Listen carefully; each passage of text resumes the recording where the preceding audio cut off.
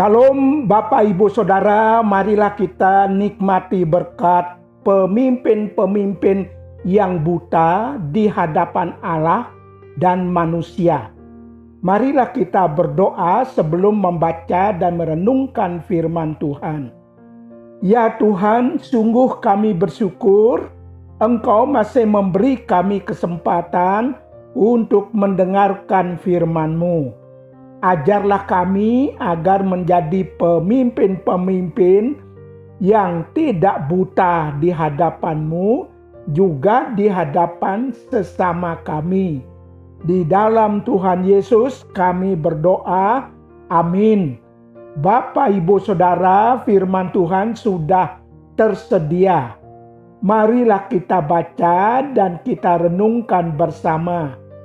Firman Tuhan yang tertulis dalam kitab Yesaya 56 ayat 1 sampai ayat 12. Marilah kita baca ayat 10 sampai 11a yang berkata demikian. Sebab pengawal-pengawal umatku adalah orang-orang buta. Mereka semua tidak tahu apa-apa. Mereka semua adalah anjing-anjing bisu, tidak tahu menyala. Mereka berbaring melamun dan suka tidur saja.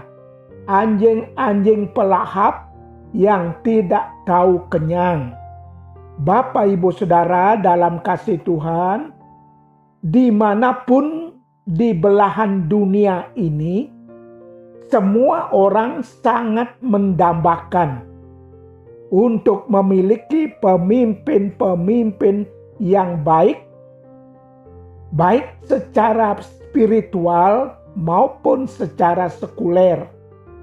Pemimpin-pemimpin yang mumpuni, yang jenius, yang melek dalam berbagai bidang, yang mengedepankan kepentingan orang banyak, tidak ngurusi kepentingan diri sendiri saja. Allah pun menghendaki pemimpin-pemimpin yang seperti itu. Umat Israel merindukan pemimpin-pemimpin seperti itu juga. Tentu masyarakat Indonesia melalui pelaksanaan Pilkada serentak 9 Desember 2020 ini hadir pemimpin-pemimpin yang berkualitas, yang berkenan di hadapan Allah dan sesama. Bapak, Ibu, Saudara, dalam kasih Allah, perikop firman Tuhan yang kita baca dan renungkan saat ini mengungkapkan beberapa hal penting yang berhubungan dengan soal pemimpin-pemimpin. Sesungguhnya Allah mengangkat pemimpin-pemimpin rohani maupun pemimpin-pemimpin sekuler di Israel untuk memimpin umatnya untuk melaksanakan tugas masing-masing seperti yang dikehendaki Allah. Namun firman Tuhan menyatakan para pemimpin tidak menjalankan tugasnya, tidak menjalankan tugas mereka sesuai dengan yang dikehendaki Allah. Ternyata mereka disebut sebagai pemimpin-pemimpin buta yang tidak tahu apa-apa, tidak bisa apa-apa, bisu, malas, suka tidur, rakus, tidak punya perhatian kepada umat Allah, bertindak semaunya sendiri, mencari keuntungan diri sendiri, pemabuk, dan lain sebagainya. Demikian dinyatakan dalam ayat 10 sampai 12. Mereka adalah pemimpin-pemimpin yang tidak bertanggung jawab, tidak memiliki visi dan misi, bagi kemajuan masa depan umat Allah. Kualitas mereka begitu sangat rendah. Seharusnya mereka bangga karena mereka diangkat sebagai penjaga dan pengawal umat Allah.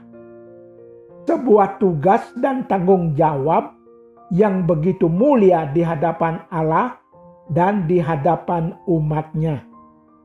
Ternyata mereka seperti anjing penjaga yang seharusnya menyala tatkala datang bahaya, tetapi mereka membisu.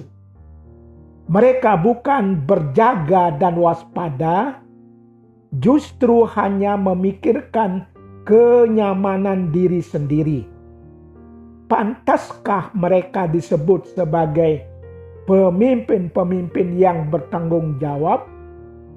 Di mana mereka membisu, mereka keluh, yang seharusnya mereka menyuarakan kebenaran, menyuarakan apa yang dikehendaki Allah. Malahan mereka berkompromi dengan hal-hal yang tidak memuliakan Allah. Mereka tidak menjadi berkat bagi umat Allah. Bapak, Ibu, Saudara yang Allah kasihi, kita semua adalah pemimpin-pemimpin dalam kedudukan, dalam posisi, dan dalam fungsi kita masing-masing. Sesuai dengan karunia, sesuai dengan talenta, dan sesuai dengan potensi yang Allah karuniakan. Firman Tuhan saat ini menjadi kritik bagi kita semua, sekaligus mendorong kita untuk mengevaluasi kehidupan kepemimpinan kita. Sudahkah kita menjalankan tanggung jawab kepemimpinan kita dengan benar, dengan baik, dan dengan bertanggung jawab, sesuai dengan yang dikehendaki Allah? Apakah kita sudah hadir secara berkualitas melaksanakan tanggung jawab kita di hadapan Allah dan sesama? Jangan-jangan kita sudah tidak menyala lagi untuk menyuarakan kebenaran, yaitu apa yang Allah kehendaki dalam keadilan dan kasih-Nya. Jangan-jangan kita membisu, bahkan berkompromi dengan hal-hal yang tidak Allah kehendaki, dan kita hanya memikirkan kenyamanan diri kita sendiri. Bapak, Ibu, Saudara dalam kasih Allah, saat ini banyak orang menyebut diri sebagai pemimpin spiritual dan sekuler.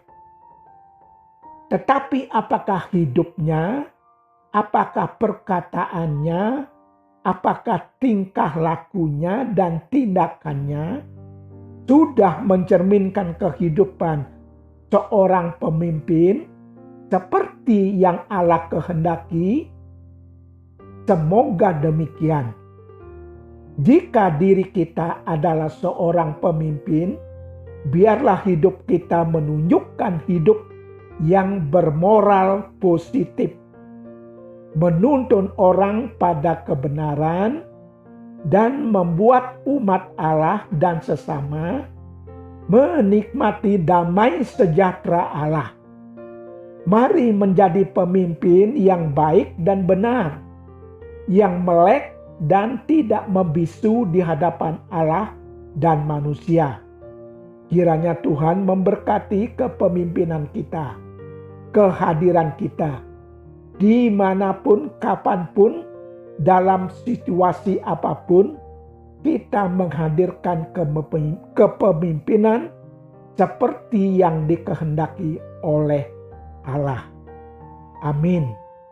Marilah kita berdoa. Allah kami yang bertahta di surga mulia, karuniakanlah kami hati pemimpin yang melaksanakan tugas dan tanggung jawab seperti yang Kau kehendaki. Di dalam Tuhan Yesus kami berdoa. Amin.